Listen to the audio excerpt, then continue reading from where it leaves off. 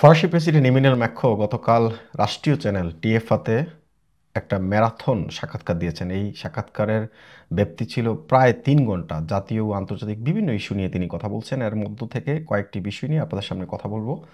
ফরাসি president Emmanuel Macron ২০১৭ সালে আমূল পরিবর্তনের ঘোষণা দিয়ে রাষ্ট্র ক্ষমতায় আসেন। ২ মেয়াদে ক্ষমতার তার মেয়াদ শেষ হবে ২০২৭ সালে। এই ২০২৭ সালে মেয়াদ শেষ হওয়ার আগে অনেক সংস্কার তিনি এখনও যেগুলো বাকি রয়েছে সেগুলো নিয়ে কাজ করবেন এবং গণভোটের আয়োজন করবেন বলে ঘোষণা দিয়েছেন। ইউক্রেন ইস্যুতে তিনি কথা বলেছেন। ফ্রান্স কি তৃতীয় বিশ্বযুদ্ধ লাগাতে চায় কিনা এই বিষয়টি তিনি বলছেন। ফ্রান্স কখনোই তৃতীয় বিশ্ব লাগাতে চায় না। ফ্রান্স চায় ইউক্রেনে একটা শান্তি ফিরে আসুক। এই জন্যই ফ্রান্সের পক্ষ থেকে তিনি একদম ফ্রন্ট লাইনে ইউক্রেনের বিষয়গুলো তিনি কাজ করেছেন। অভিবাসন ইস্যুতে তিনি এড়িয়ে গেছেন। অতি ডানপন্থী এবং ডানপন্থীদের যে সমালোচনা ছিল বা আলোচনা ছিল, প্রশ্ন ছিল অভিবাসী ইস্যু নিয়ে ফরাসি প্রেসিডেন্টকে কিছু বলার জন্য, তিনি এই বিষয়ে কিছুই বলেননি। বিশেষ করে তিনি রাষ্ট্রীয় ক্ষমতায় ২০১৭ সালে আসেন এবং ২৭ সালে ২ মেয়াদের তার ক্ষমতা শেষ হবে। ২০২৭ সালে তিনি আর প্রেসিডেন্ট নির্বাচন করতে পারবেন না, কারণ গণতান্ত্রিক প্রক্রিয়ায় বা সাংবিধানিক যে নিয়ম ফ্রান্সের, সেখানে ২ মেয়াদের পর তিনি আর প্রেসিডেন্ট থাকতে পারবেন না। তবে তিনি যদি চান ২০৩২ সালে তিনি আবারও ফ্রান্সের প্রেসিডেন্ট নির্বাচন করতে পারবেন। কিন্তু ফ্রান্সের যারা অন্য প্রেসিডেন্টগুলো ছিল তারা কিন্তু ২ মেয়াদ পরে আর কখনোই কেউ প্রেসিডেন্ট নির্বাচনে আসেনি। এখন ফরাসি প্রেসিডেন্ট সেই নিয়মটা ভেঙে তিনি ২০৩২ সালে প্রেসিডেন্ট নির্বাচন করবেন কিনা সেটি এখনও স্পষ্ট নয়, এবং তিনি প্রেসিডেন্টের পদ ছাড়ার পর কি করবেন সে বিষয়ে তিনি এখনও চিন্তা করছেন না। তিনি বলছেন তিনি এই মুহূর্তে ফ্রান্স এবং ফ্রান্সের জনগণ নিয়ে চিন্তা করছেন। বিশেষ করে ইউক্রেনের বিষয়ে তিনি যেটা বলছেন, সাম্প্রতিক মাসগুলোতে তিনি ইউক্রেনের বিষয়ে ফ্রন্টলাইনে কাজ করেছেন। তার উপস্থিতি তাকে আরও বেশি উৎসাহিত করেছে ফ্রন্টলাইনে কাজ করার জন্য। ইউক্রেনে রাশিয়ার আক্রমণের ফলে শুরু হওয়া প্রায় ৩ বছর অতিবাহিত হয়ে গেছে। এই ৩ বছর পরে তিনি এই যুদ্ধের অবসান চাইছেন এবং ইউক্রেনকে আত্মরক্ষার সাহায্য যে তারা করছে সেটা অব্যাহত থাকবে। এবং তিনি স্পষ্ট করে বলছেন আমরা তৃতীয় বিশ্বযুদ্ধ চাই না, যুদ্ধ বন্ধ করতে হবে এবং ইউক্রেনকে আলোচনা যাওয়ার জন্য সর্বোত্তম সম্ভাব্য পরিস্থিতি থাকতে হবে, তিনি এই কথা বলছেন। এছাড়া তিনি পারমাণবিক অস্ত্র নিয়ে একটা কথা বলেছিলেন। এর আগে যদি তিনি ঘোষণা করেছেন যে ফ্রান্সের যে সমস্ত সরঞ্জামগুলো রয়েছে, পারমাণবিক অস্ত্র রয়েছে, এগুলো সমস্ত ইউরোপের জন্য তিনি উন্মুক্ত করে দিতে চান। এই বিষয়ে অতি ডানপন্থী বা কট্টরপন্থীরা যদিও তখন তীব্র সমালোচনা করেছিল, তিনি এই বিষয়ে ইউরোপের বাকি দেশগুলোর সাথে কথা বলতে চান।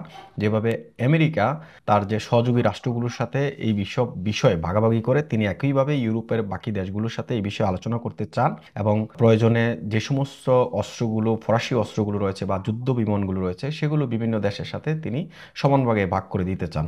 ডান এবং অতি ডানপন্থীদের বারবার অনুরোধ সত্ত্বেও ম্যাক্রো অভিবাসন ইস্যুকে জনসাধারণের ভোটের উপস্থাপনের ধারণা প্রত্যাখ্যান করেছেন। অভিবাসন ইস্যু নিয়ে আসলে তিনি এড়িয়ে গেছেন বলা যায়।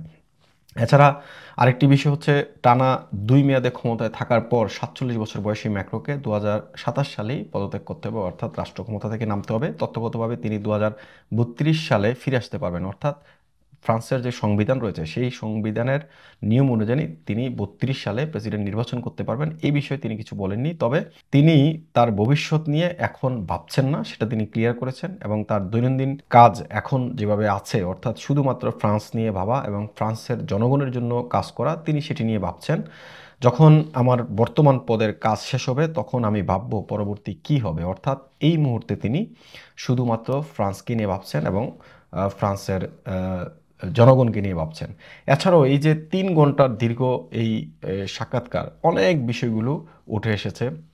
ফ্রান্সের রাষ্ট্রীয় কাঠামো থেকে শুরু করে বিভিন্ন বিষয়গুলো, সোশ্যাল ইস্যুগুলো নিয়ে কথা হয়েছে। ফসা বাইরু প্রধানমন্ত্রীকে নিয়ে কথা হয়েছে, স্বরাষ্ট্রমন্ত্রী বুনুর উতায়োকে নিয়েও কথা হয়েছে, আরও নানান বিষয় নিয়ে তিনি আলাপ করেছেন। ৩ ঘন্টা একটা দীর্ঘ সময়, এত সময় তিনি সাক্ষাৎকার দিয়েছেন, নানান বিষয় নিয়ে আলোচনা। তবে আমি যেটা বলছিলাম যে বিষয়গুলো আমার কাছে মনে হয়েছে যে এই কয়েকটা বিষয় তিনি গুরুত্বপূর্ণ কথা আমি আপনাদের সামনে তুলে ধরেছি। যেই বিষয়টা হচ্ছিল ইউক্রেন এবং অ্যাটমিক পাওয়ার, অর্থাৎ পারমাণবিক অস্ত্র নিয়ে, এবং অভিবাসন ইস্যুটা, এই 3টি বিষয় আপনাদের সামনে তুলে ধরেছি।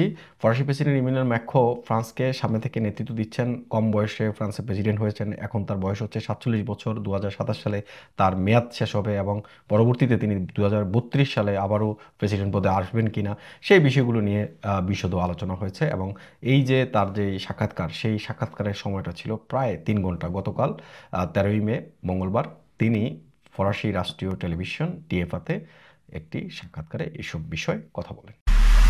এমআইবি সংবাদ ও সংবাদ সংশ্লিষ্ট অনুষ্ঠান দেখতে ভিজিট করুন www.mibtelevision.tv ও facebook.com/mibtelevision.tv এবং সাবস্ক্রাইব করুন youtube.com/mibtelevision এ। এমআইবি টেলিভিশন, সত্য খবর, সঠিক খবর।